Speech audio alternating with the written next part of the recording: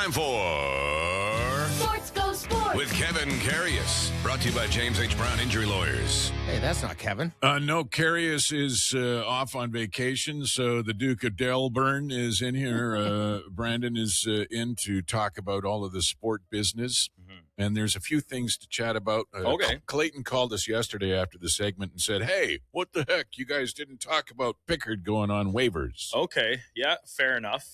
We did not quite get to that topic yesterday, but the news came yesterday at noon. He cleared waivers, so he is still a member of the Edmonton Oilers organization. I know, pretty shocking, actually.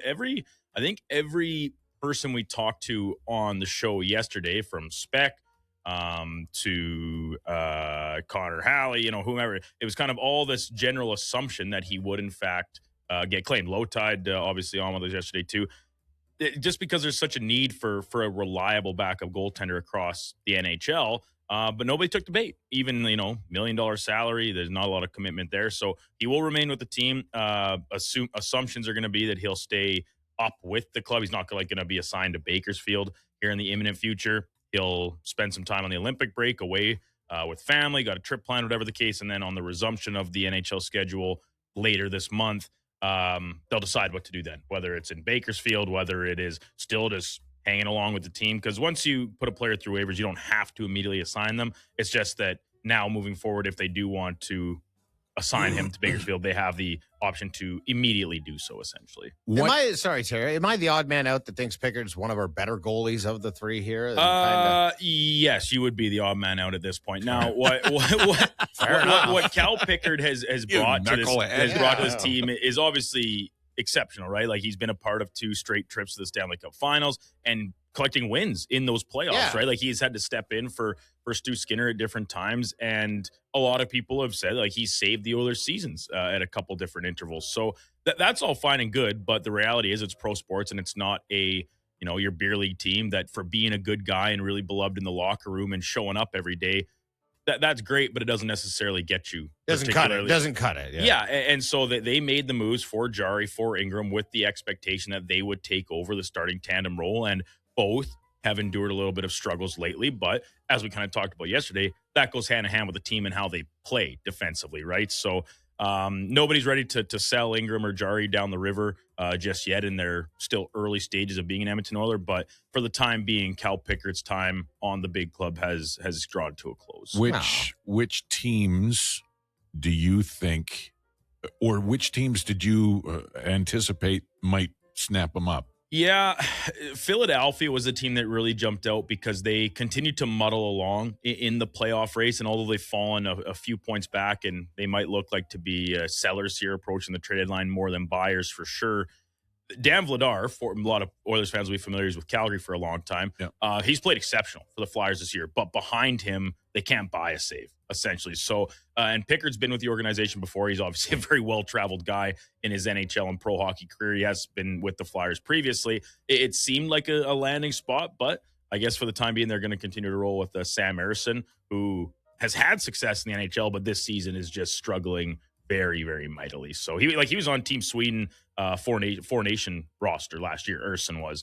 But this year just kind of completely fallen off the tracks. What's the deal with this Minnesota goaler that might have been an Oiler draft Wallstead, pick? the guy that has now beat the Oilers twice this year, including a shutout back in December. Yeah, so the story goes in that draft year that the Oilers had the pick. They were next up, and he was still on the board.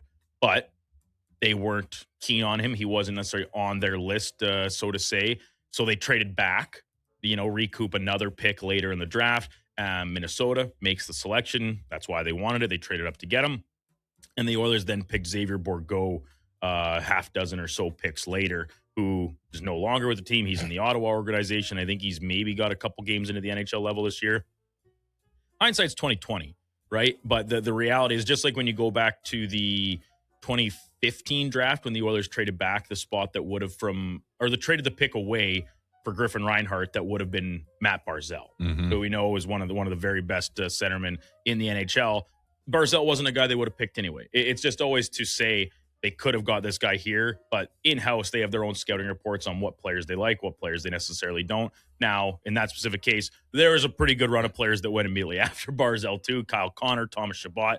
just to name a couple. So it's always hindsight, but a lot of Oilers seem to stick on that because of the prolonged goaltending issues that this city has endured. A lot of talk about Stetcher. Stetcher's coming back. He played in Vancouver and then Calgary. He's been on both those teams, and now he's playing against the Oilers tonight. So that's an interesting sort of sidebar for tonight's game. The other thing that I've seen is there's been some writers talking about a possible trade with New York. Is there any truth to the matter? Like the Rangers? Yeah, I think Panarin. Panarin is the big name out there. He's probably the biggest fish on the trade market this year because the Rangers are beyond believably bad for the roster this talent has. It doesn't make any sense, but they're at the bottom of the Eastern Conference standing, so there's going to be sellers. And Panarin is expiring UFA, big contract, but the big thing there is that he wants an extension to go with a new destination. He's got trade protection in his current deal, so he can essentially pick where he ends up. I wouldn't hold your breath if you were an Oilers fan. The likelihood of Panarin signing an extension in Edmonton seems really unlikely to me, if for no other reason than that the money. The money to fit him in, but also, and it seems trivial, but like, he's a Russian player. Russian players seem to generally congregate when they have their choice in a couple specific hubs: Tampa, Florida, one of the New York teams, Detroit, maybe Chicago, and then out in LA. And it's just because they like to be by the water. They like to be comfortable with other Russian players on the roster. Edmonton has one, who is Vasily Podkolzin. So at this time, listen, they can make a splash for a pure rental type deal, I suppose, but I wouldn't be holding my breath too much on that for a number of logistic reasons. Oilers still tied with Vegas for top spot in the Pacific. Seattle sniffing up their arse. And then Anaheim is right there, too. Yeah. So is L.A. and San Jose is only, 6 points back. Right. So. How bad is it if we lose against the Leafs tonight? Oh, it'll hurt. Yeah. It'll hurt a lot for Oilers fans for sure because of how bad the Leafs are this year. But the Leafs have actually had the Oilers number a little bit. Obviously, the Oilers with one win over them this year back in December, but 3-1 the Leafs went against Edmonton last season, and they're 6-3 overall since I think 2021. Coming out of the COVID kind of Canadian schedule, if you want to call it that year, right? So the Leafs have been a good team. They're bad this year, and much like the Rangers, doesn't really make a ton of sense when you look at the actual players they have available. But that Mitch Marner deal, sending him to Vegas, not choosing to extend him, looks like it's kind of cutting a little deeper than it is for Mitch Marner in Sin City. Very good. Thank you, Brandon. Thanks, Duke boys. in for Kevin Curious. Thank you very much, James H. Brown.